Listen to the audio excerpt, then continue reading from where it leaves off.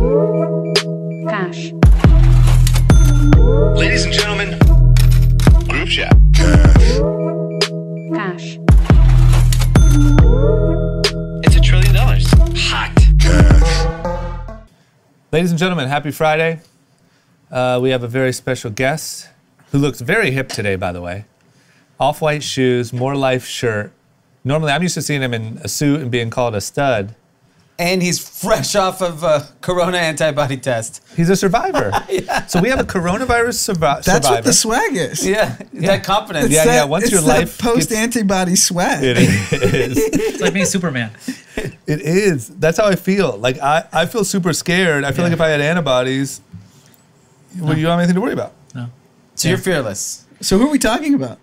Oh, yeah, we're talking about our good friend John Terzian. So That's right. That's right. not only big celebrity, and podcast regular, but coronavirus survivor. And also we wanted you to come on to just talk about, in the talk of business troubles and corona and COVID times, obviously everyone's talking about restaurants, nightlife, right, that sort of thing. So you are the guy. You have a lot of hot topics to cover. And thanks for joining us, man. I appreciate it. Thanks for having me, guys. Yeah. Yeah. As you know, exciting. I'm a GC group chat fan. You listen to every episode? Did we already cover that? I do. I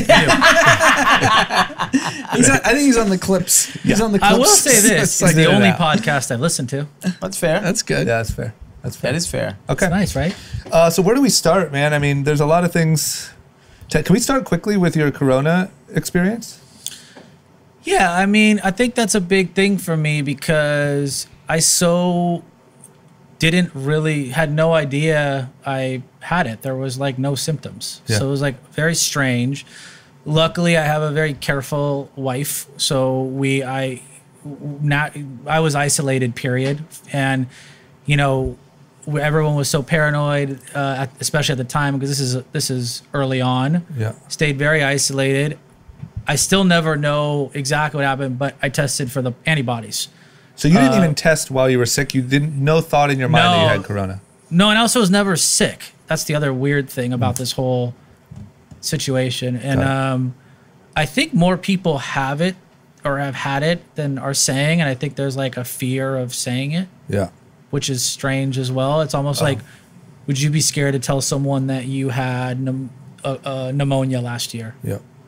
I think there's a there's a weird stigma for sure. Stigma on it, and it's like I don't, in that regard it's weird. But when I got the antibodies test, I have to say I literally felt like Superman. Yeah. I was walking down the street, high-fiving people with no mask on, and a cop was like, "You need to wear a mask." I was like, "I'm immune, my man, immune."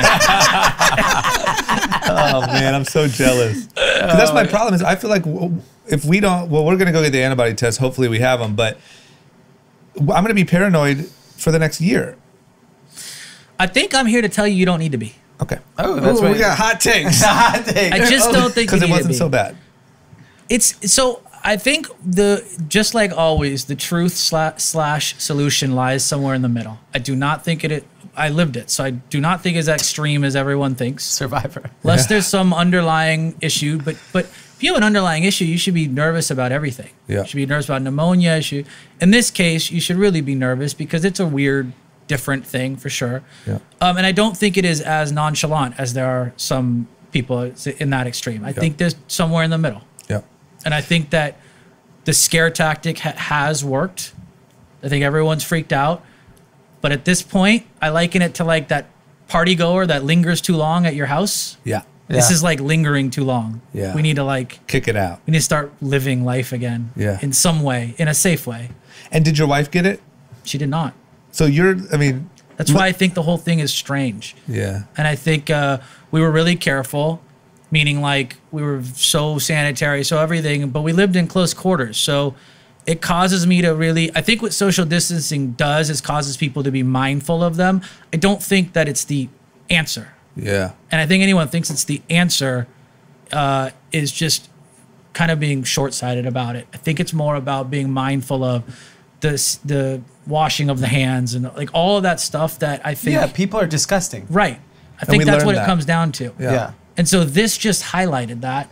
We're taking it extreme because it's brand new and everyone, I understand the paranoia. I had it at one time, but when you get superhuman, you get a little, get a little different. I think you bring up an interesting point that now we're in this, everyone's washing their hands, everyone's super cognizant of their hygiene.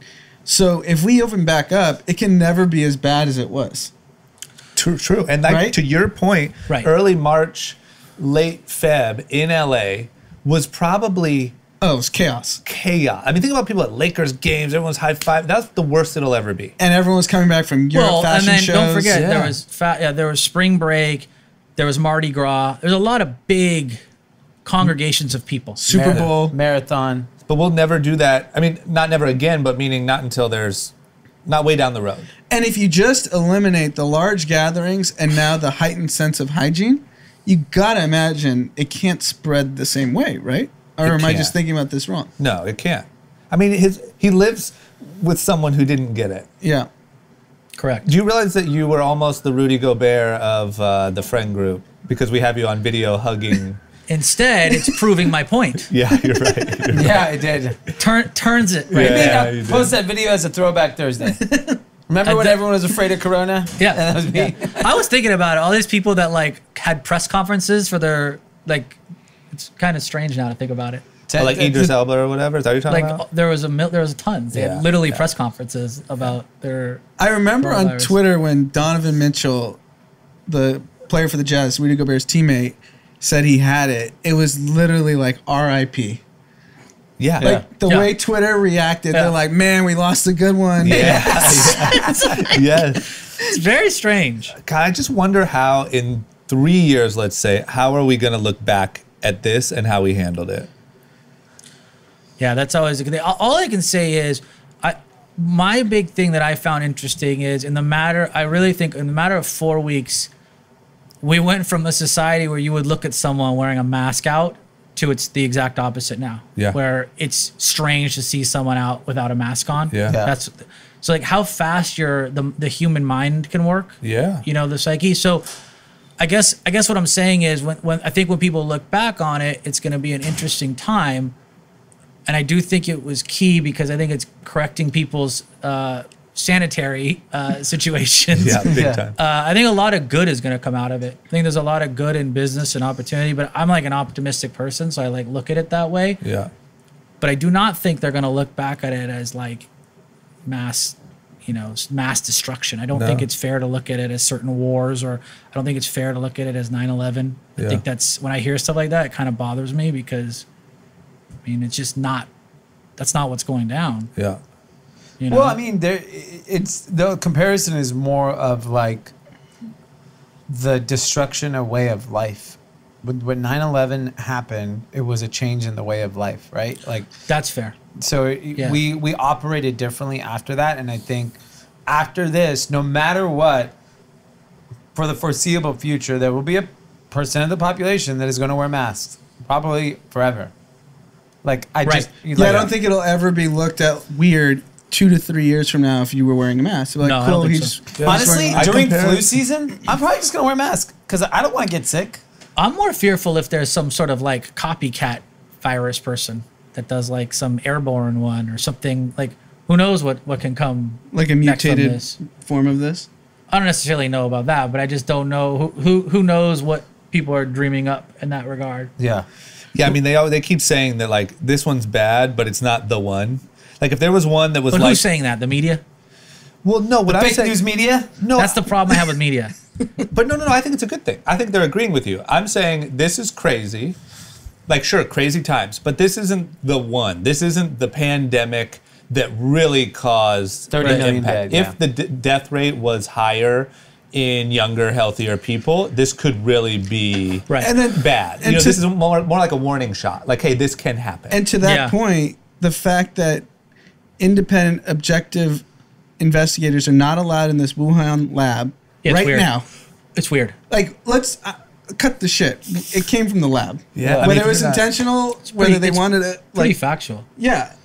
And if they created this, do you think they're not working on version 2? Yeah. I want here's to the go. I want to question. go break into this lab. There's some Mission Impossible stuff. The question is, did they create it as a weapon, or were they fucking around with viruses and it got out? Like, were they studying viruses? I think they were studying viruses, and I don't think it was intentional to shut down the world. I think it was accidental. But now that they know It can work.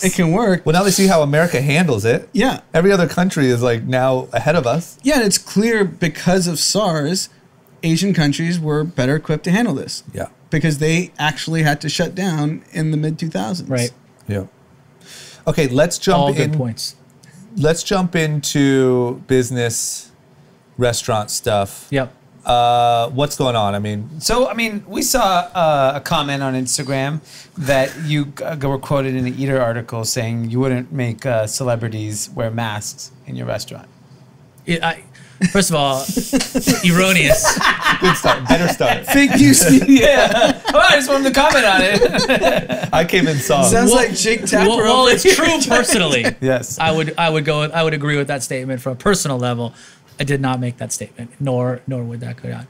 So here's being objective about it, because I have no kind of no horse in the race. I think if I have to go to Delilah and I as the customer have to wear a mask Right. and sit at dinner, I wouldn't go. It's a waste of fucking time. So- If the waiter has to wear it and everyone else, like the staff has to wear it, I'm okay with that.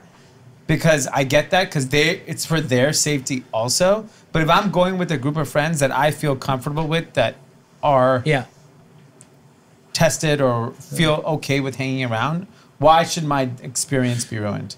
That was where my statement stemmed from. The question was related to the reopening. Yeah. And I made a statement, I still do. I see a bunch of politicians, don't care either side. I'm kind of anti-politicians. They're all pushing their own personal political agenda. None of them are actually talking to, at least local, are not talking to actual small Business and owner. medium and large real restaurant hospitality owners. They're not actually talking to us. Yeah. None of them. And the reason why I know that is because of these like statements they keep coming out with about stuff like, for example, when we reopen, the mythical when reopening in LA, you have to be at half capacity. Everyone has to be wearing masks, like all these different things. And so my statement back was, I don't know if I would do that to all of my brands. Some brands that would work for maybe, others it might not. Yeah. I think that would hurt the Delilah brand. And so I would never cause a safety issue or break the law. And so we would just not open. Yeah. And just wait until normalcy returns. Whereas I think I'd be okay with Petite Taqueria going along with, what's going on, having it be half or whatever. So when you If want a have to- bite to eat, how does it work? Or if I want to sip a drink? See, that's the problem, is they're not thinking about this. And I'm also saying, because I am now talking to certain city officials, and so I'm saying, think this out for a second. If you are allowing this, you can sit in the restaurant with the mask, you go to eat. The minute you take the mask off to eat, you've just unleashed the fury, right? Yeah. Okay. So how are you solving it in that regard? Would you rather do temperature at the door? That's part of it. That's part of it. So it's like temperature thermometers at the door. Obviously, everyone agrees with staff and chefs. That's not an argument. So I saw that the Hillstone group got a lot of backlash. Hillstone and David Chang are at odds about this. So Hillstone is saying the staff doesn't have to wear masks. Correct. And that's in Texas for one of their establishments because Correct. they have the soft reopen, right? Yeah. Correct. I don't really care for the Hillstone group, so That's a controversial statement in That Los is Angeles. a painful statement. and I'm sorry, I Love don't care for Hillstone. them. I've eaten Who's the at Hillstone Hillstone group That's- with you many times. I know. I don't care for the group though. My wife just so happens to enjoy the the food, I Hillstone don't It's like group. the South Beverly Grill, R&D Houston's. Kitchen, Houston's. They had to Houston's. change their name because they didn't want to list how fattening their product is. That's That's the real reason. That's the real reason. Hillstone doesn't have Houston should Yeah. be the chain.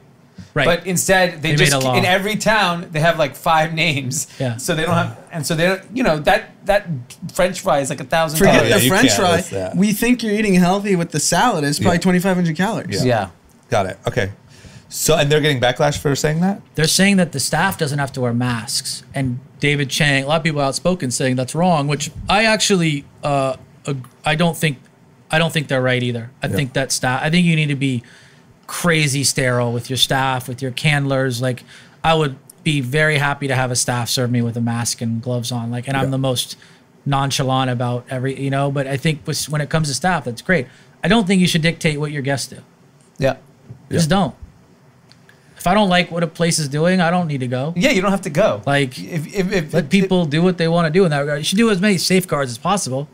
Yeah, I think I'm fine with thermometers at the door. I think mask till you get to your table, and if you go to the bathroom, that's it. Yeah. Sure. And is there a place for you to even rebuttal what they're saying, or what you're saying is they don't even talk to you? They just say, this is what's happening. So I'm on like a chain with like 25, 26 of like all the main restaurant, nightlife owner operators in LA, let's say. And actually they're in a lot of places. No one has talked to any of us. That's crazy. It's crazy. That's the problem I have is you've got career politicians not talking to actual businesses. That's why it's so off. So how do you think do you think they're talking to like the Olive Garden person? Exactly. So I don't know about local. I know federal, like they think they've talked to Wolfgang Puck and they know restaurants. Right. In my opinion, the problem with that is you're getting at such a corporate, crazy big level. You're not actually talking about what's going on in the day-to-day lives of, mom and pop. How many restaurants in LA that like 5 different families are eating off of? I mean, restaurants are a mom and pop business. And so they're the ones mostly that are really scared with no voice. So in answer to your question, no, there's no one to rebut to. Yeah. I've started to seek out city officials being like, it's going to be your choice if you want to include us or not, but I would advise you consulting. Yeah. Which is so sad because like Hwood Group and the other folks you're talking about is what really defines the culture of LA. And if they're not even speaking to you guys, they're like, we're not even trying to preserve the culture in a reopen. Right. Because no like matter what anyone sad. says, I don't care what all the other industries, LA is Hollywood. Yeah. It'll always be Hollywood, and that is the industry that made this city. Right. And to me, we have to cater to that audience in a different way than we cater to the rest of the society. It's just what it is. That's who employs everyone in this town. Is someone, and even your ecosystem is based around Hollywood. True. If you guys were in San Diego, it would not be the Hwood Group. It would not be a Delilah. It would not be a Nice Guy. So I just think the fact that especially in LA should be treated, he should be thinking about that. The mayor should be thinking about those things while making that decision. I think what he should be doing, I agree fully. I think what he should be doing is praising us for being such a great city/state on the shutdown, because I think we're probably the tops. Yep. But we now need to start the mindset of turning to being proud about reopening and getting back to real business, versus still being in this scared mode. Everything is like the second wave is coming, and then there's killer bees that are going to bring them, and then like everything is a fear tactic, which I don't think is smart. I don't think it's what good leaders do. Well, it's also not good for consumer confidence, which what we're going to need come the reopen. So if you scare everyone and then it reopens, no one's going to go anywhere. Right. But between the murder hornets and Corona's second wave, who's going to want to go out? If that's how you feel. Exactly. So when do you think realistically your guys are going to be up and open in even like a petite taqueria? My best calculated guess is early June, like first or second week of June, will be some sort of reopening at a certain capacity of our places, restaurants. Okay. I don't think bars or clubs can open for a while, maybe not till August. September maybe. So you think this year a nightclub will open, like a Bootsy Bellows? I think so. Wow. I have a hunch. I think people are getting more and more. Look, if any scientist comes out with a government official right now saying it's not as bad as you think, I think it'd be a whole different mindset. No one's doing that. Yeah. And so everyone's still psyche is scared. So I do think there's a shot at some sort of nightlife. I do not think any concerts, any large gatherings. I don't think anything of that state until 2021. And what about what are your landlords saying? Are they being helpful or are they being pieces of shit? No, luckily I have some great landlords. Hopefully they're listening. I really love each and every one of you. Shout out Gary. I have to say that I've been fortunate. I do know some crazy horror stories. For some brands that don't have as much, not that we're the biggest or greatest, but like we have some leverage, a lot are having a hard time. And that's my other issue with this with this quote unquote reopening plan at half capacity, are they also demanding landlords charge only half? Are all costs of goods it's like, this is not like thought out, and it's not fair.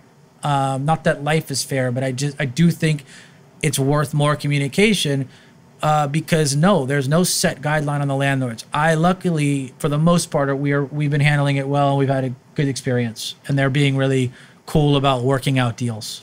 Do you think the restaurant industry effectively is going to wipe out many, many concepts, and that like by the end of this year, we're looking at, okay, we know a place like a Delilah or Nice Guy has like a cult following, and there'll be people that'll frequent it despite. But like, there's restaurants all around this street. Right. How do they survive? You mean from this? Yeah. So I think my answer on that would be, one part of it is sad, because I think there's going to be some great spots that get wiped out, whether they were badly managed or this just really hit them, because no one could have planned on it, and anyone says we should have planned on it is just wrong. Yeah. Because it's hard to run these places. So that one part's sad. The other part, well, it's not a fun statement to make, but there's some sort of weeding out process. And if you're not living and breathing this industry, if you don't literally make it about your life, and you can't go with the highs and the lows, and you can't survive certain things, it's probably not the industry for you. Yeah. In a lot of ways.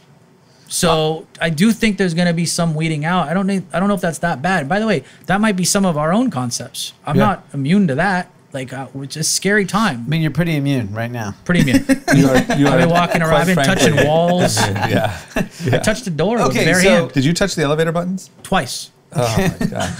Let me ask you a question. Just to make sure So, you got the right floor. So a big part of your shtick as a, hospitality king is shaking hands. It is. And I feel like you're old school in that. You wear your suits and your tuxes, and you're very old school hospitality. Shake hand, kiss the babies. Right. I'm never shaking your fucking hand again. Right. My guess is a lot of other people will never shake your hand again. Right. What are you doing about that?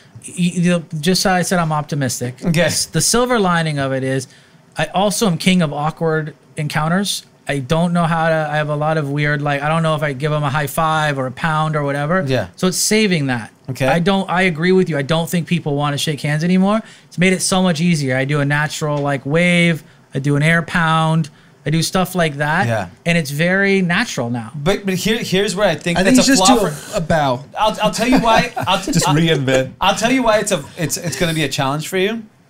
You don't know anyone's name. That's true. Shaking someone's hand and giving them eye contact is a big sign of respect. It's key. Right? Yeah. So But Stud, that's where Stud. I know, champ. but now he doesn't have.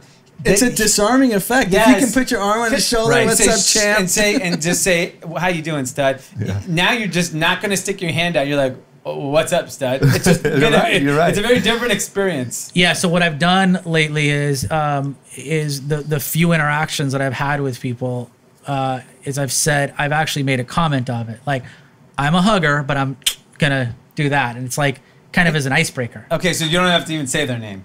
No. Yeah, I I'm just a move hugger. on. I'm big on the hug. Oh, yeah. Yeah. People Yeah, I do guess- not want to hug right now. No one wants. I guess Don't that's want the to new hug. normal. Ironically, I did hang out with Anthony Saleh yesterday, and he's saying bye to me, and he sticks his hand out. I'm like, motherfucker. What'd you do? What'd you do? I shook it You shook it? because it was at my place. So you could quickly So dart I for literally sanitizer. shook his hand, closed the door, and ran to the bathroom. Man, I thought you were no handshake. I was, but he just made it so fucking awkward for me. Yeah. I'm like, There's why are gonna you be shaking a lot my of that. hand in my own house? Yeah. And what did he say? Nothing. I just didn't even say it. I was in shock. You didn't confront him. No. No? Now I'm confronting him. Break stride. He listens. Did you break stride? Yeah, it took me a minute to I was like, There's going to be "What the fuck is so this guy many gonna do?" awkward like moments. Even when Mikey. You gotta own it. You gotta be the first to do it. I know. It just feels so weird. Like when you walked in here, there was a moment where it was like, You came toward us like you were normally going to we would shake your hand here. I didn't know you guys were speaking. I would have done my thing normally. Yeah. Okay, my last question, because I think this will affect a lot of other people in business and especially restaurant. How does this affect you? How has this forever changed you? What do you do different forever because of this period? So, you mean business wise or like human wise? Not human contact wise, more business, any of that, financially. Yeah, it's a good question, and I think that's like the biggest thing from this is in a lot of ways it's actually been helpful for me. It's caused me to be significantly more focused and balanced on time for the business and spending it on things that are going to be important for propelling us. I think the biggest thing that this has come from it is I don't think you can ever prepare for anything, but we were smart in being like diverse on what we're doing. We don't rely on just one certain thing for revenue. We've been kind of agile and versatile in a lot of ways, and I think we're going to continue that in order for any other things to come up. You never know what could come next. Yeah. You know, I think I was telling you guys my other fear is, what if like a natural disaster hits next, a big earthquake, a big something that none of us say that. I know. When that little one happened the other day, I'm like, this is going to be on top of Corona. Yeah, I literally couldn't sleep that night because I was like, great, it's going to be like earthquake, Corona, and it's over. So it's almost like there's stuff out of your control. So you got to just kind of like adapt. Yeah. And you have to travel a lot for work. So when things start to normalize pre-vaccine, are you hopping right back on a plane? Well, he's antibodies. He's done. Yeah. He's vaccinated. He's walking around with a 6-foot dick. I don't think it is. I'm telling you, I do not think it is as extreme as people think. Okay. I don't think it's as extreme as one handshake is going to give it to you. I just don't. I don't think I'm the end-all be-all sayer, nor do I know, nor does anyone fully know.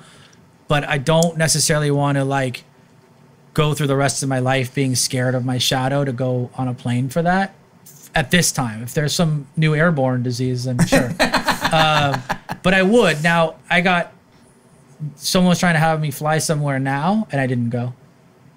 I'm hesitant right now. Got it.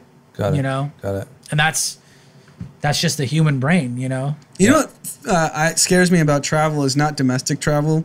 It's landing in a separate country, and they quarantine you for 14 days. Yeah, that's scary. That's scary to me. Yep. Where are they quarantining you? Exactly. Not the You're Four screwed. Seasons. But even like getting sick, Definitely imagine not. if you flew, you did get sick, and you were in a foreign country with Corona. Or you don't, like, just because you have a fever doesn't mean you have corona. That was my big question. Right? So you just have a fever because... I said that. Am I supposed to turn away, Joe customer at the door who clocks in at 99.9 at the temperature? I think 100.4 is the... What if threshold. Drake walked in 104? How do we know that? That's just from I know, it's random. Dr. Fauci. Drake walks in 104.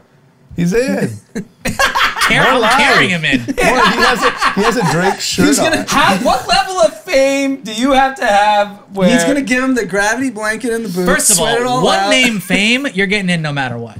If you're a one namer, Okay, Yeah, one Drake, name fame. come on. Kylie, Drake, Kendall, yeah. come on. Yeah. Bring Corona in. Just like welcome it. If it's like a first last name celeb, no. Tom It's Hanks. a first, last, you got to think about. Good old Tommy. I don't think people call him Hanks, do they? He has to No, go but by if you Tom did, Hanks. you would know who you're talking about. Yeah. If you I feel can like say he's it in more one known name. now for Corona than half of his roles. It's very strange. Yeah. Probably not the best Amazing. move. Well, one of the topics since you're still here, I wanted to talk about was, and this is something we always talk about, and I think this would be good. Drama's opinion on this too. Yep. 48% of workers said they would take a pay cut to continue working from home. Most of your jobs are obviously people that have to come, but like your office, for example. Yeah. What do you think about working from home? Personally or for others? No, just as a concept. The reason I don't like it is because you can't get a sense of culture and community, and I'm very much about that when it comes to our business and most businesses. I'm not saying that goes for everything. I'm sure there's a lot of businesses where working from home might make a lot of sense. It might cause a happier worker because they can have a balanced work and home life. But I do think there's something about being around coworkers and having that experience and having that culture that matters. Now, maybe there's a hybrid. Maybe there's like the half home work week, you know, where you're in the office 3 days of the week and you get significantly more done because it's, agenda-wise something. But just the whole at-home work thing, I think for our industry would be really tough. Yeah. Obviously for restaurants, all that stuff's not possible. I think what's interesting Well, even our corporate. Yeah. Interesting thing is if half of workers are willing to take a less salary. Yeah. So for a business like ours, which we have the entire floor of our building, pay crazy rent, if we polled our staff and they said, hey, we'll take less salary and we'll stay home, we'll save money on rent, we'll save money on salaries, Parking spots. parking, obviously all the food and all the other perks that are offered.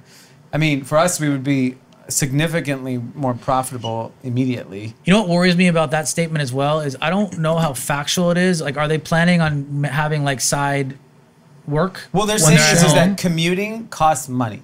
So it costs you time. It costs you maybe help, gas or gas. bus or I think we're cars. also in a unique situation that we all live, Close really close to where we work. That's Most fair. people are commuting hour fair. 10, hour 15, Yeah. twice a day. You spend 2.5 hours on the road. That's good. I remember when we worked in downtown, I would stay in downtown until 8:30 to go home because I'm like, I'm not sitting in the car for an hour. Yeah.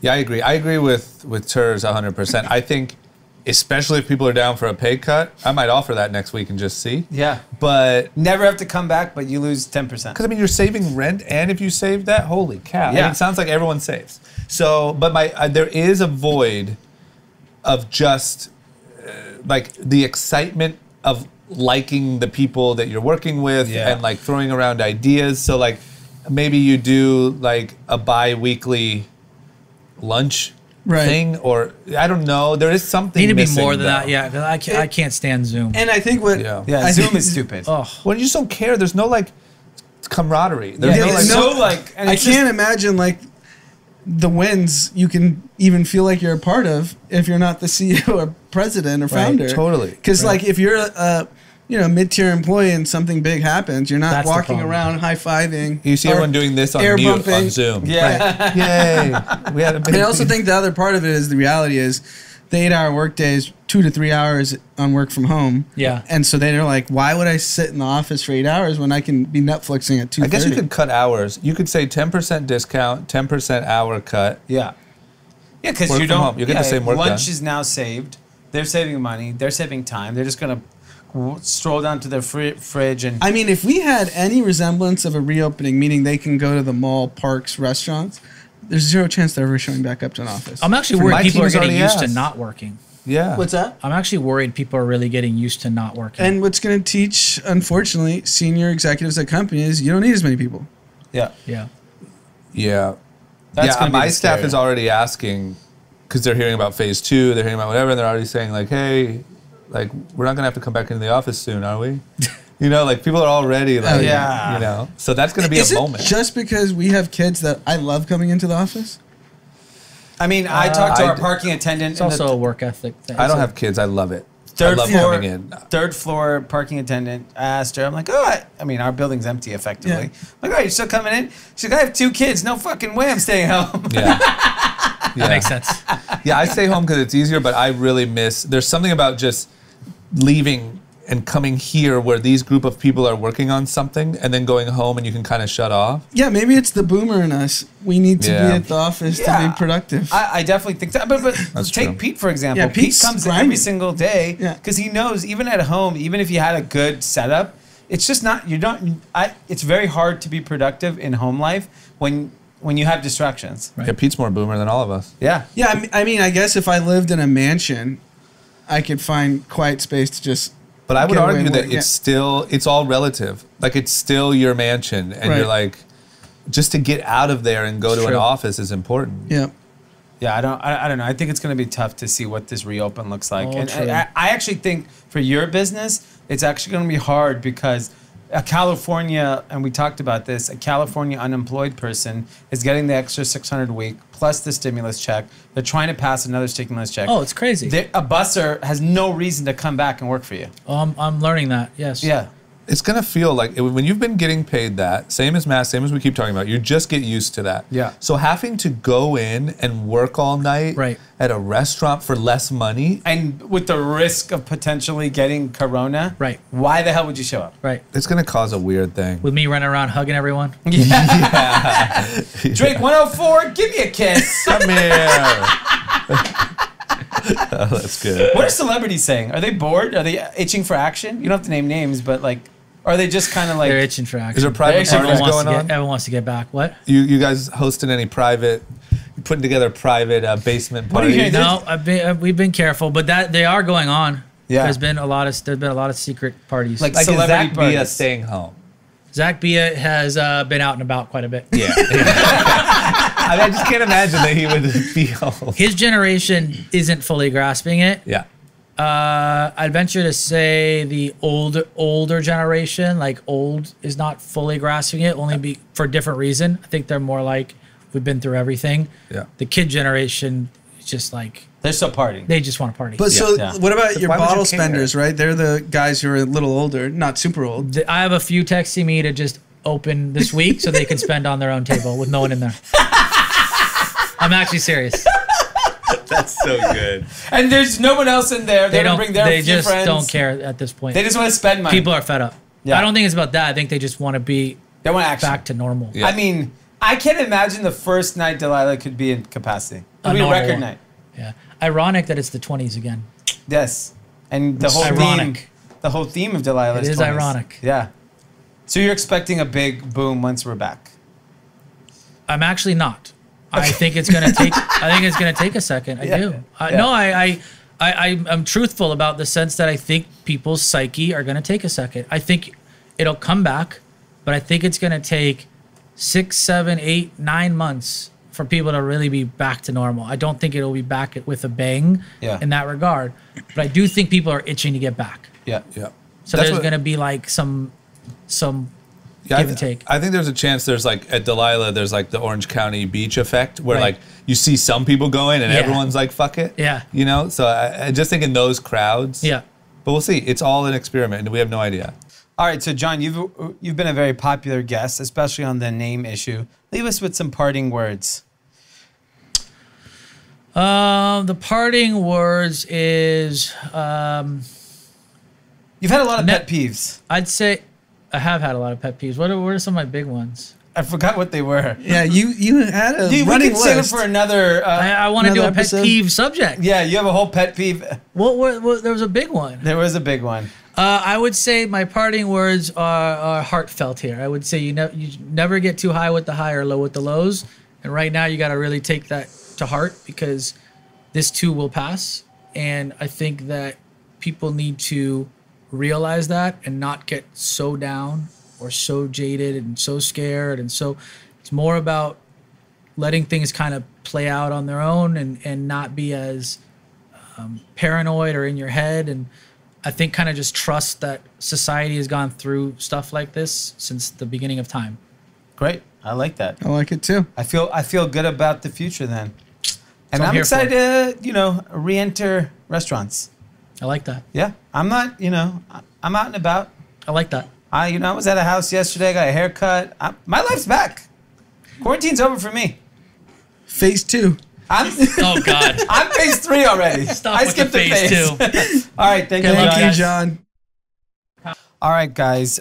Drama had to step out for a meeting. John just said his parting positive words. Anand and I are going to continue the podcast. The first news we're going to kick it off with is, unfortunately, probably the saddest thing since Corona, really.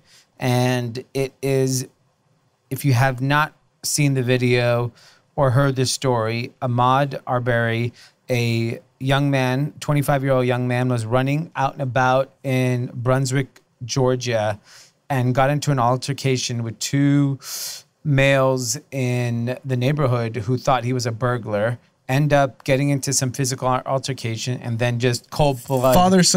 Father-son duo end up just killing this man. He died on the scene. This happened February 23rd, and, no one really heard about it. A video got leaked this week of what happened and has this is the saddest thing. It's the most disgusting thing. Now we're learning what's been going on with this case. 3 prosecutors have recused themselves from the case because the older gentleman was in the sheriff's department. He's an investigator. So back in February when this happened, the video obviously just released in the last 24, 48 hours. Apparently, the official report was that there was a burglar at a house and they went chasing after this guy. And the description of the guy does not match that they claimed was robbing them, does not match the person that they killed. Yeah. So I suspect there was no burglary. Yeah. And they were just out to kill this innocent Well, I man. think they got into an altercation with this guy. They were like probably harassing him. Yep. And lo and behold, what happens? They pull one has a rifle, one has a magnum. Yep. They shoot him and he dies. And, we had this conversation last episode with Taylor when he was considering his Charleston move. And I was saying I would never leave my LA bubble because I don't feel comfortable leaving my house and being looked at differently. And, there's one thing to be looked at differently. There's the other thing to be fearing for your life. As a black man in America, you actually have to fear for your life when you leave your house, because that is how, I don't think people understand the damage that slavery did for this entire group of people. And it empowers people like the two guys that shoot him to think they're above other people. Well, there's a good reason they think they're above. They killed an innocent man in a cold-blooded murder fashion, and the case just got dropped with no explanation because of his ties to the police department and the prosecutors.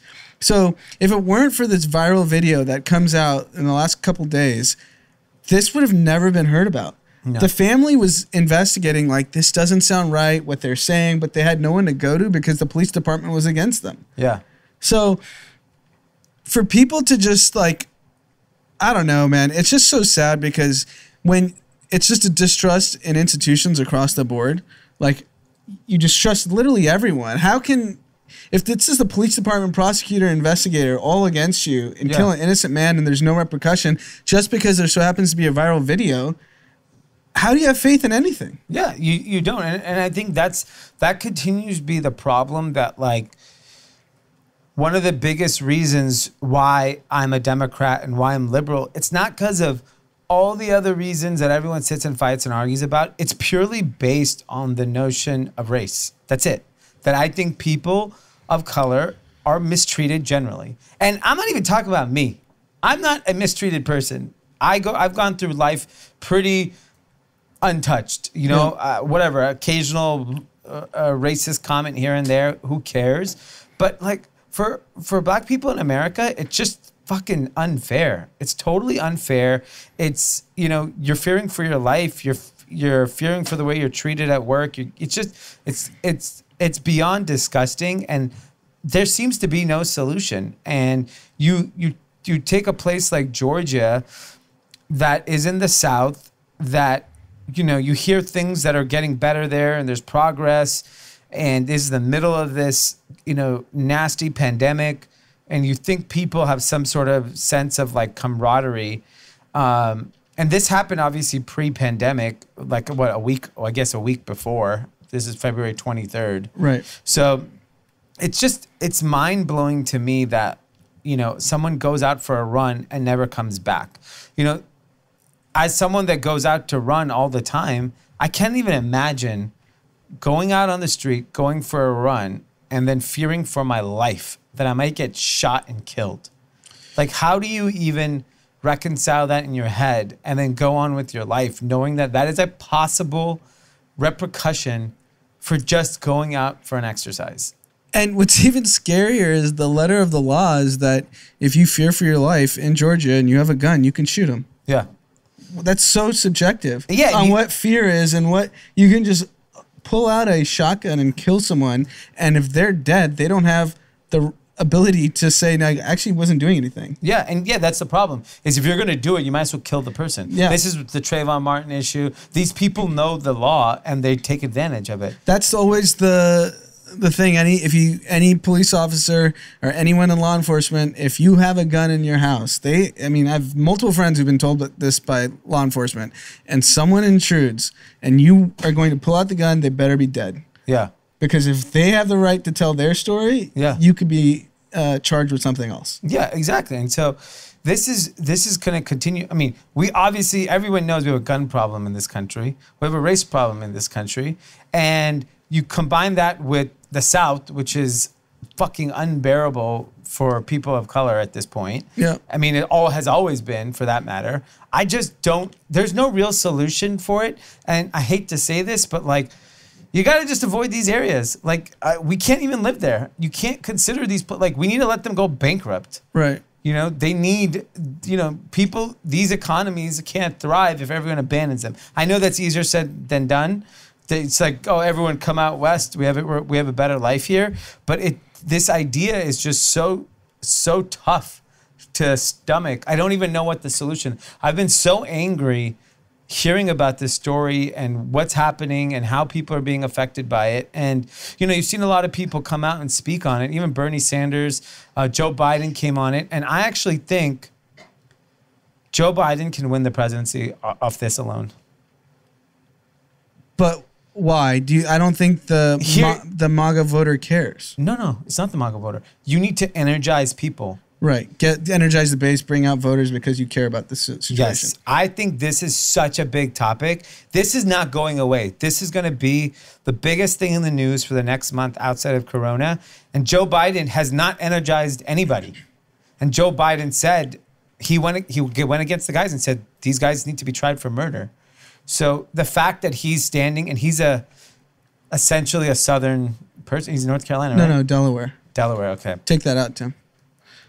But, you know, he has a strong following already in the South, and he needs to get the country energized. This has to be the topic that he rallies around, because Trump's going to bullshit about the economy till November. They'll keep pumping in money. They'll do whatever. Keep the stock market you just up. basically have to force Trump into proving that he doesn't care. Yeah. And then you can energize the base. Yeah. Because Trump's not going to care. No, he's not going to care. Because it's everything that MAGA wants. Guns, rights, kill on supremacy. site. Yeah. So to me, this should, and we talked about this on the last episode regarding 5-4 Day on how with every crisis, there's an opportunity. And this is an opportunity politically to swing the pendulum and make changes. Because right now, these types of things aren't going to change. Like, we need massive legal changes to happen because we're not going to change the way people think or believe. Yeah. So we got to do something about the guns. You know, like, that's a change that's realistic. You can't take away racism. No, but if those two didn't have guns, they wouldn't be able to kill an innocent black guy. Yeah, exactly. But they're never going to get their guns taken away from them. I mean, yeah, sure, but it's a process. Yeah. You know, at least they'd be held accountable. Yeah, at least charge them. I mean, how many days do you think we go before they get charged? They're going to get charged at this Now point. they're going to get charged. I mean, the rats of hell is coming to Georgia. I don't think people realize what's about to happen in that state. And that was a state that was like on the verge of turning blue. Yeah, because of just demographics switch. And I truly believe it will happen. It just so fucked up what happened. Yeah. And in honor for him, they're all doing a I Run with Ahmaud 2.23 miles, which we're going to do as well. So join us, tag him, and stay safe out there, people. This shit's crazy.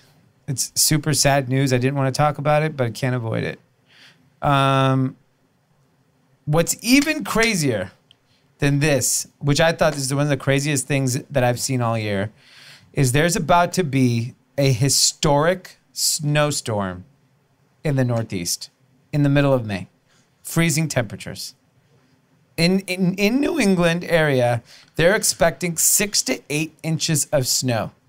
So some cities, this includes Syracuse, Rochester, Albany, Scranton, Pennsylvania, Burlington, Vermont, is expecting snow with gust winds of over 40 miles per hour across the entire Northeast region.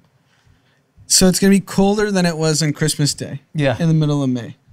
And for the dummies out there that don't understand what global warming is, this doesn't mean global warming doesn't exist. The whole point of global warming is that it's extreme temperatures on both sides. The problem is the person that named global warming didn't realize that idiots would take it literally. Trump himself has said it when it was really cold. Oh, they talk about global warming. Yeah.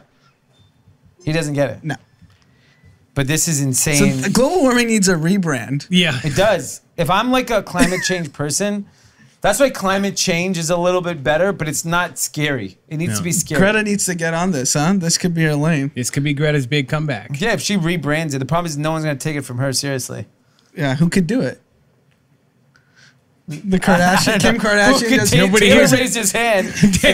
Given his popularity, For rebranding purposes, I got it. That's what I do. he does have a branding you agency. should rebrand it, but seed it with someone. We'll just partner with like Greta and some of these influencers. Well, get someone that's not. Leo. Yeah, Leo could do it. Yeah, Leo's a big With our climate help, guy. maybe Leo could do it. I think Leo could do it. If we're working with him. But yeah, that's crazy news. So stay safe out there, people out in the Northeast. I can't believe this weather. It's 95 degrees in LA today. was gonna say, it's so to put fucking it- hot. So it's like 100 degrees difference between here and No the wonder Northeast. Tom left. Yeah. So before we go into the next topic, we're going to run some Lunar Mail ads. And we're back. Okay, here I'm admitting this is my loser of the week. It's me. I'm just going to jump right into it. Peloton sales surge 66%, which I'm not surprised. Their treadmills and bikes that go nowhere are in high demand. Revenue has exceeded expectations. Losses have widened. This is what I don't understand. The stock went up berserk today, right? Yeah. 15%, something like that. All-time high. Company's worth $12.5 billion. The perfect storm happened for Peloton.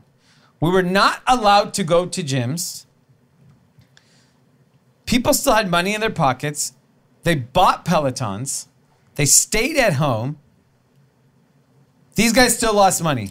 In the perfect scenario, Peloton was still unable to turn a profit.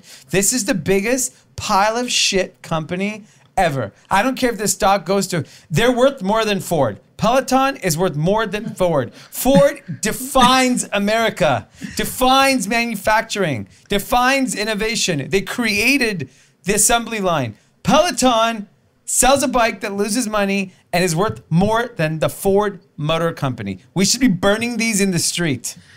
So they also extended their free trial. I think typically it's 30 days and now it's 90 days to get people to stick. So forget valuation. I mean, like, you can't. It's still a joke that the stock's worth this much. Peloton, while I get the product market fit works, here's what's really going on is who controls the stock market? Institutional investors. Who's the customer of Peloton? Douchebags. Institutional investors. Institutional douchebags. So they're just, I mean, it's similar reason why in venture capital, if you look at the concepts that get funded, it's concepts that they can relate to. Yeah. It's just a personal bias you're going to have. So you're automatically going to back this. I have to believe if you're an endowment or a hedge fund, you're like, oh, I love Peloton. Yeah. It's great. Everyone who has Peloton does actually love it. Yeah. But I'm not denying that there's a purpose for useless bikes in people's houses. I understand the purpose of the brand and the business. The product's probably great. It just doesn't make, this is going to be my like company that I'm going to bet that fails in the long term. I just cannot believe that this should be a $12.5 billion company. They're projected to do 30 to $40 million of profit this year. Projected. That's not guaranteed. Projected. Okay?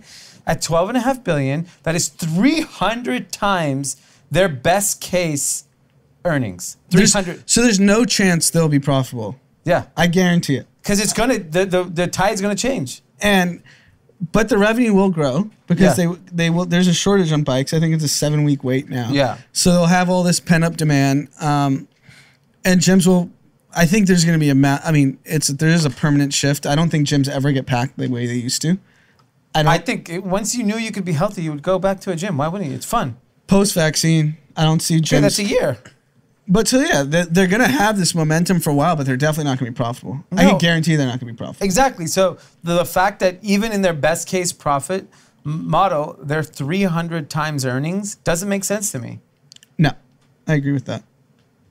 And the stock exploded today. Everything exploded. Go on to your next one. The next stock that's exploding, another popular company that we talk about here, Lyft.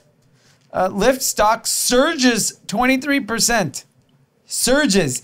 Nobody is taking a Lyft. Do you know what I've used Lyft for the last 2 months? To send packages, because it's so cheap that it's cheaper to send a Lyft than to FedEx something across town.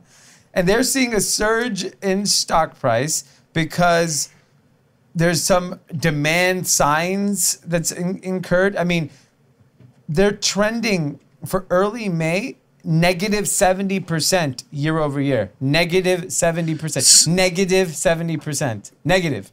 And So- the stock's up 23%. The stock market, I mean, this is the funny thing. All these companies got criticized 6 months ago, like, oh, they got exposed. They're in the public markets, Uber, Lyft, like you name it. What really happened is all the companies that weren't able to go public all got screwed. Airbnb, WeWork. Yeah. If those two companies got public, they'd be at record highs right now. Yes, 100%. So, because the stock market is proven, your balance sheet, your P&L, and cash flow statement are completely irrelevant. Irrelevant. Just have a hot name, a good ticker symbol, Yeah. Uber, Lyft, You gotta have, see, like Zoom messed up because people don't know how to like look up stock. Peloton. Yeah, Peloton. It's easy. It's easy to remember. What Zooms? What? What Zooms? It's XM, I think. Oh. And so Zoom stacks other stock that Yeah. Taylor wrote about had like 150% increase, right? It went up even more than Zoom. It went up like 1,800%. So you would have made way more money if you like the idiots that bought the wrong Zoom Yeah. made more money than the idiots that bought the right Zoom. Exactly. I mean, they just tell you this is the stock market.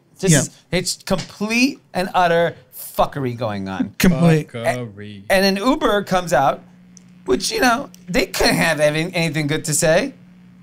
Uber's loss exceeds, that's what they come out and say, $2.9 billion in the quarter. And they just lit 175 million on fire and investing in Lime. And guess what? Stock's up after hours. Great. Another 10% after hours. It's irrelevant. It's irrelevant. Everything is irrelevant. Data is facts irrelevant. The stock market, I mean, we've just talked about it ad nauseum on this podcast. It's unexplainable. No one can explain it other than there's nowhere else to invest. Institutions have to put money somewhere, which is such a dumbass reason Yeah. to pump these stocks up. You know where the institutions should put it? Up their ass. Whoa. Yeah. Pete understands You're gonna that. need a pretty big ass. And let's talk about a company that actually is profitable, actually had record sales. Costco. Costco finally said monthly sales for the first time in the month of April. April sales were negatively impacted because March people, stocked up. So stay-at-home orders and social distancing hurt sales. Yep. Costco stock goes down. They're so positioned well to absolutely crush post-pandemic. Absolutely crush. Because the amount of retailers are going to go down. I mean, it's a place where it makes all the sense. Costco should do well. Yeah, everyone always Everyone always DMs us for stock advice, so I'm gonna finally give some. Okay. Okay, You here find we go. the company that you think is the shittiest, that's gonna lose the most money. That's a stock that's gonna go up. Yes, you just bet the opposite. Whatever you think it should do, bet the opposite. Exactly. You'll be rich. Like, go find a company that has $2 billion in debt, losing $500 million a quarter, teetering bankruptcy. They'll be on fire. Up, up, up. Yep. It's crazy. Wow, about time we got that stock advice. Yeah, it was so simple this whole time. The Wynn, also, a very hot property. People must be going in and out of the Wynn all day in Vegas. No, they've actually been closed. Revenue declines 42%. Stock up. Doesn't even matter. I'm not going to read the earnings. It's irrelevant. And they have this like fake plan to reopen, and what a reopen looks like. Like, they're gonna have safeguards at tables. Like, it's all bullshit. If they ever do reopen anytime soon, traffic's gonna be down 70%, 80%. What do you think the number is? There's no conventions going on. There's let's say over 50. I don't want to say 80. There's no international travelers. Yeah. Who are the whales. You're gonna have the local senior citizens that are trying to get bingo in, and the slots. You're not getting the whales that are coming in. You're not getting nightclubs open. You're not getting anything. fancy restaurants, no customers at any of these things. It's just out of control. The stock market is so overvalued in every measure for most of these companies. Sure, a company like Amazon or Walmart, I understand. I have common sense. Most of these other pieces of shit companies, I just don't get it. Makes no sense. I don't see how these companies are going to thrive in any market. Makes no sense to me. Well, unfortunately, that tells you who my loser of the week was me. But finally, some good news. So I give a lot of mall owners a lot of grief because I think they don't take care of their tenants. I think most real estate people I've given a hard time. I think the coronavirus pandemic has created this new notion that we got to start taking care of the businesses to save our own ass, which I did not see in 2008. We saw the federal government bail out the banks, but no one else from an ecosystem standpoint took care of their own. Brookfield, a very large mall owner, is putting up $5 billion to help struggling retailers. They may invest and take stakes in businesses and help them survive. Because at the end of the day, if a national chain goes down to Brookfield, it's cheaper just to giving them a check and own 10% of their company and let them survive. Yeah, so this is the old saying, if you owe $1 million to a bank, you're in trouble. If you owe $1 billion to a bank, the bank's in trouble. Yeah. So this is basically being translated to mall owners and landlords because you have national chains that probably take up significant portion of their revenue across the country. And if you don't help them, if you don't invest in them, then your entire existence doesn't. Yeah. And I like that because these problems, not just because of the pandemic, have been happening for a while with this shift in retail. And it was like, what are you guys doing? If you don't save these people, there's not going to be new concepts that come about. They're going to take up 500 locations. So I like where this is heading. It's because it's a systemic risk for landlords because there are no existing chains that are going to be looking for new space. You're going to have to wait for new concepts that are getting newly funded. And it's going to take 5 years. Yeah, that's not going to happen at pace. Yeah. I'm happy. I'm excited about it. I hope this thought process, though, goes across all industries because I think this is what it's going to take to keep everyone's lights on. Yeah, and with that said, I don't think there's ever going to be an opportunity to start a new national chain, newly funded, like we have right now. Because the fear in people's minds of the existing businesses, unfortunately, are screwed. Yeah. And if you have a newly well-capitalized business that can take advantageous leases against these mall owners, the opportunity is crazy because I don't care what the biggest fearmonger says in the world. Like, there's going to be a resemblance of retail in America. Whether it's 12 months from now, 16 months from now, 18 months, I don't know what the number is, but it's not 5 years. No. It's probably a year. Yeah. And if you don't take advantage of it now, you're going to miss out on it. Yeah. So I like the move by Brookfield. I think I finally applaud them of what they're doing, even though I'm not a fan of all of their properties. Let's move on to winners, losers content. Who's your winner? My winner is Bitcoin. Wow. Haven't heard about them in a while. There's a historic event happening on May 12th called the Halving. Mm-hmm. And what that is, it's happened twice before in the history of Bitcoin, is that it becomes the rewards miners get divide by 2. So it's restricting supply. And that's a big event because it's the exact opposite of what is going on in the real world of monetary supply, which is the treasury is just printing and not restricting supply. Bitcoin has an inherent mechanism that restricts supply over time. So there's only 21 million Bitcoins that can ever be mined. And I think it's not till like 2050 or 2060 till the 21 millionth Bitcoin is mined. Okay. And after that, there can be 0 more. That's the whole point of it. It's a complete hedge against what is going on with the treasury, and the price has gone up steadily over the last week, and that's a massive event. And forget the price. Today, Paul Tudor Jones, massive hedge fund, has taken a position in Bitcoin and publicly said this is how they viewed gold in the 70s. This is a hedge against monetary inflation. And this is as respected of a fund in Wall Street. And institutions were already getting involved, but it was more like the sophisticated technology-focused hedge funds. Yeah. This is traditional finance. That's who's going to make it popularize it. Because if they feel it's like a hedge, then other people will feel like it's a hedge. Exactly. And then the value will stabilize. And yeah, so you don't have to debate whether it's ever going to be used as a currency, but it has all the properties that it's better than physical gold. Okay, that's fair. I'm the winner and the loser. You can be both in a week, but the winner is me because we got our PPP loan for the 5-4 group. Whoa. I'll be honest. And the bank we got it from is Wells Fargo. Wow. The Talk all bank that I shitted on incessantly Right. for the last month and a half. Right. And, you know, What was that like? so what happened was on Sunday, I got an email from Wells Fargo. Wells Fargo had, we applied the first week of April Yeah, or like whatever. the first day. First day you could. Every single day since then, Wells Fargo sends me an email because it counts on my name saying, hey, your PPP has been processed. You're in the queue like everybody else. Go fuck yourself. So, wait, I get this email every day. So I just, at this point, don't even read it. Delete, delete, delete. Any Wells Fargo, I just hit delete, delete, delete. Sunday, I didn't get normal mail. Like, you don't get the same amount of mail on the weekends.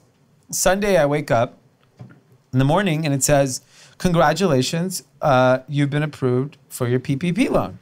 Wow. And I was like, no fucking way. And then our banker emails us and she goes, hey, you've been approved. You're going to get docs. Sign them. I signed them.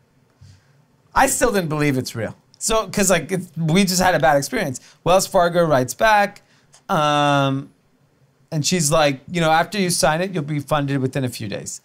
She doesn't really give me any more information. And I'm like, is this guaranteed I'm going to get the money? And, with the other companies, going through similar processes, the other banks are just more communicative. Right. Like, they at least call us back and tell us what's happening.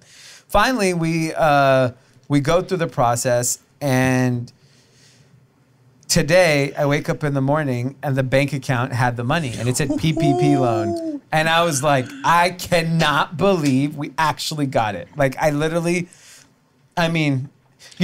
a saying in our business since we started called miracle money. Yeah. And We talked about it on Behind Closed Doors. Yeah. How you always come up with this miracle money. yeah, and I don't have an answer. Yeah. People are like, how are you going to pay for all this? And I have no answer for it. I literally have no answer for it. In the stories you've told, especially like on Detour and other places where you talk about the miracle money, it doesn't make sense. It makes no sense. It makes no sense where the fuck it comes from. And we weren't meant to get the PPP when it came out. Yeah. But we needed it now, and it fucking came from the sky. That's great. On a Sunday morning. Yeah, Sunday morning. I mean, just like, Wow. I'm a big fan of Wells Fargo and what you guys do over there. I've been a big fan. Big fan my whole life. Don't listen to anything Netflix said about you and Yeah, we're dirty going to money. ignore the dirty money on Wells Fargo. Yeah. You're still crooks. Happy to be banking with you.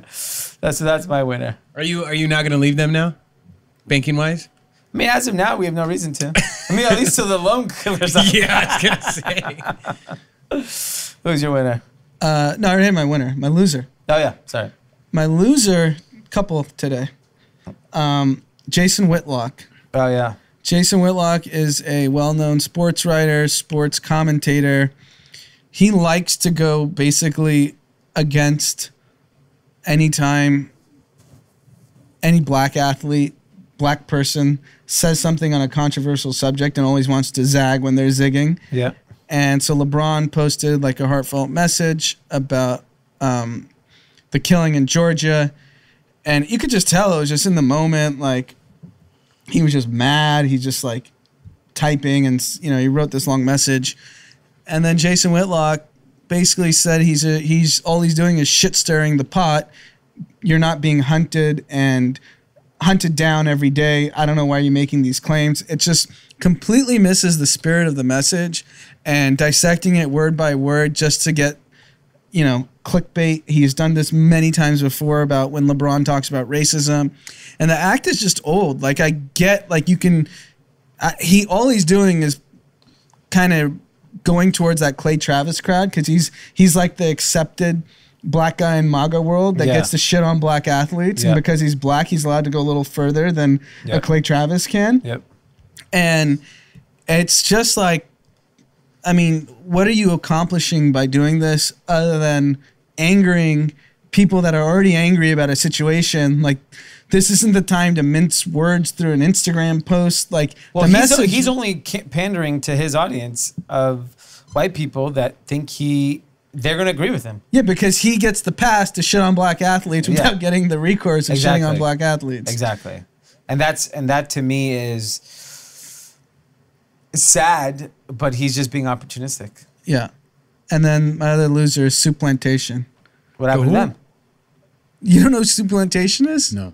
Maybe a West Coast chain. Maybe a West Coast chain. Well, we grew up going to Supplantation. It's just like you pay $12-13, you get a salad bar, pasta, pizza. Oh, is it it's all in you can suburbs? eat? Yeah. Oh, Closed love for those good. places.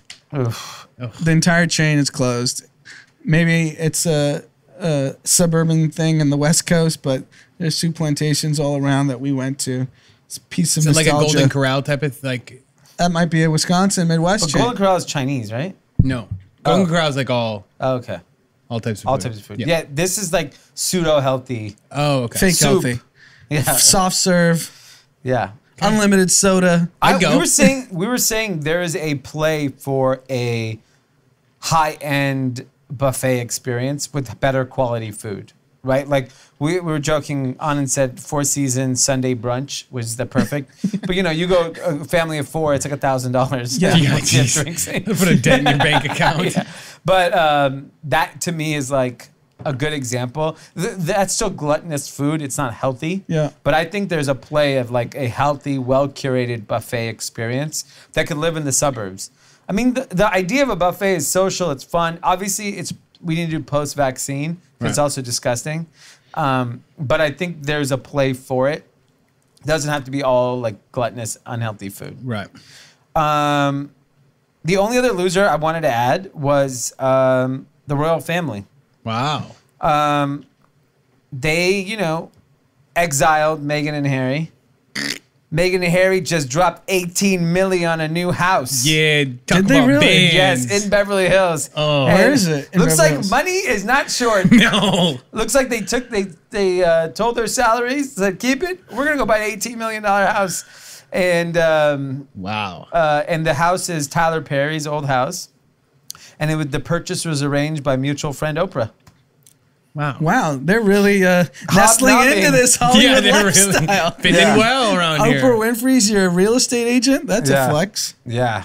I mean, it is just, and this thing is isolated in the middle of nowhere in Beverly Hills. It's nice. Good for them. Yeah. Maybe we'll see him around town. Yeah. I mean, I'm surprised I haven't seen him on a run. Yeah. We'll see Well, I him mean, I around. guess wherever they're hanging out is a little more isolated. Content. I couldn't get another 5 rom-coms. Only got one this week. Okay. Oh. Tim, sorry, but it's Fever Pitch. Oh my God. Look at Tim is Jimmy Val. Tim's giddy. Tim is giddy. No, I don't think he likes it. You don't like it? I mean, I haven't seen it since like 2005. Yeah, it came out in 2004. This guy's a rom-com expert. Yeah. Who You should do a knew? rom-com blog. And it was Jimmy Fallon is this obsessed Boston Red Sox fan. And so they're I've seen documenting, and it was actually the year they won the World Series. They broke the curse. I So remember that. I don't remember it being good good. movie. Good movie. Okay. Wow. My content is a Netflix show that I started last week called Never Have I Ever. It's hysterical. It's about an Indian girl going to her sophomore year of high school in the Valley, in Sherman Oaks High School. Obviously, Anand and I grew up in the Valley, so just pretty much the female version of our childhood. Really, really, really funny. I thought it was going to be only funny to Indian people, and then I saw it was the #1 show on Netflix this week. Mindy Kaling is the producer of the show. It is hysterical. The beautiful thing I love about what Netflix has done to content is a show like that would have never gotten made on network television. Yep. Right? We would have just picked the cookie cutter version of that show on even MTV or even cable would never have put it. Netflix does whatever the hell they want. Like Black AF probably would have never gotten made. Yeah. Tiger King or whatever that would never have gotten made. You know, never have I ever. And they, to me, are like Netflix. I think has been very critical in creating diversity inside Hollywood. They just said, we want the best content. We don't care who comes out with it. They're making every piece of content. Like, there is no shortage of what they're doing. I know, but I think the and fact it's across that all they're genres taking, and all. Like, imagine if I went to a network like NBC and said, I have a TV show about an Indian girl growing up in the valley and going to the 10th grade with her traditional Indian family. No fucking way NBC would put that in there. The only counter to that is, to Pete's point, is like NBC only has 15 slots in a given week. ABC has 15 slots. It's and true. Netflix needs tens of thousands of pieces of content. But here's my point. It's the #1 trending show in the whole fucking country. Yeah, I think what Netflix has proven, to your point, is that networks had no clue what people actually wanted. They just forced us to watch these shows. Exactly. Like, does anyone really want to watch Big Bang Theory? Other than our Those parents? shows are horrendous.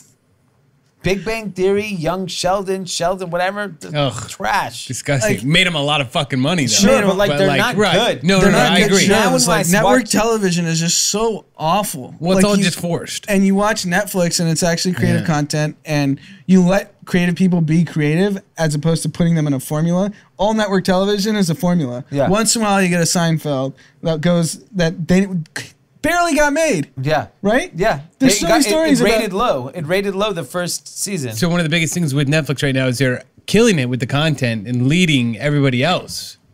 But like, how long do you think that lasts for? Do you think they can just keep making? They've made hit after hit. It seems like for like the last 6 months. Here's the thing: is no network can compete with them because networks aren't going to take the creative risks, right? And HBO can, but HBO is putting out 5, 6, 7, 8 shows. Netflix putting 100. Yeah. That's the difference. It's the quantity. What Netflix, which we talked about a year or 2 years ago on this podcast, was they played the quantity game, and we were like, is that risky or not? And now we're seeing the quantity game also reaches a broader audience. And we also, what Netflix proved is that we're okay to watch anything. We want the same person that's watching Tiger King is watching Never Have Ever. They're just not like, 25 to 35-year-old males only want to see this. No, they don't care, actually. They'll watch anything. Yeah, because how many years is network television? So ER worked, then you had 50 hospital shows. Yeah. Right? Then CSI worked, so there's now Chicago PD. There's all this like. How many of that stuff is on Netflix? Nothing like that. No. They're just like, whatever. You guys can have those stupid ideas. We're going to go create shows that are unique and funny and like, I mean, they just disrupted the creation of content in such a major way. Look, I think blockbuster content, really high quality stuff that HBO and Showtime, there'll always be a place for it.